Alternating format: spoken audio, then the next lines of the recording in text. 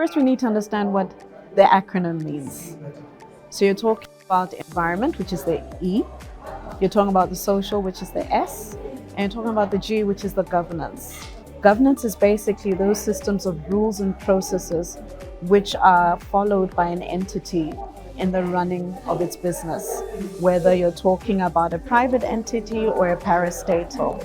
Governance are the structures in place that help you attain the objectives of your strategy at the end of the day.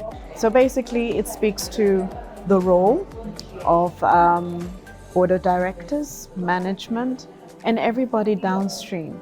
Now, when we talk about the board, you cannot talk about the board without talking about strategy.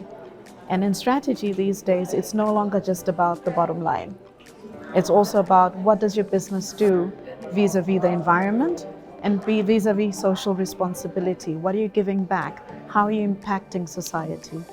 So that's how the two merge, because in your strategy, which is basically the core of why you're doing something, the business needs to operate and do something, carry out some initiatives. In those initiatives, you need to be intentional. So when you create the strategy, you now need to say, in my strategy, I need to incorporate principles of ESG. So you're bringing environment.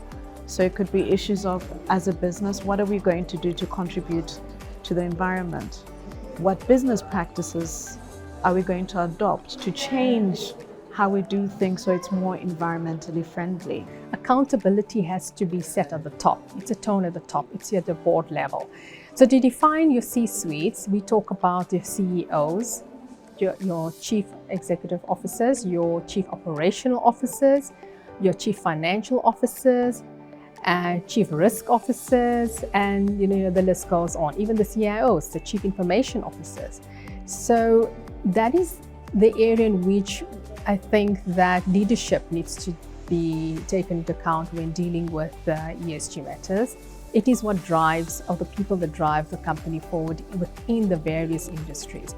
And in order to deal with those risks, and if we start identifying the ESG risks, whether we're talking about global warming, we talk about carbon emissions, we talk about climate-related issues. We have issues, I spoke about water, I spoke about biodiversity, and so many others. These are the topics of discussion at board level. So when your organization is operating in your country, everywhere, there has to be a clear indication of how you're dealing with your physical risks as well as your transitional risks. In our field, we talk more about electronic waste because we're in the communications sector. And I'm sure every 2 years you possibly change your phone or a gadget. So the question is, what do you do with that gadget? How is it impacting society in terms of waste? What happens to it? So some of those things are areas that, as an entity, looking at your mandate and what you do, you look at certain things and say, what can I do to help out in this area? Because the planet belongs to all of us and we all have a role to play. I believe that HR is in a great position to actually influence ESG within an organization, because they interact with everyone, with all stakeholders within the organization and even externally. And so change manage the entire process and make sure that employees are actually aware of the why. The why is very important, because if there is a purpose of why you are doing something, then there is a better chance of succeeding, because people are then purpose-led in terms of delivering and executing.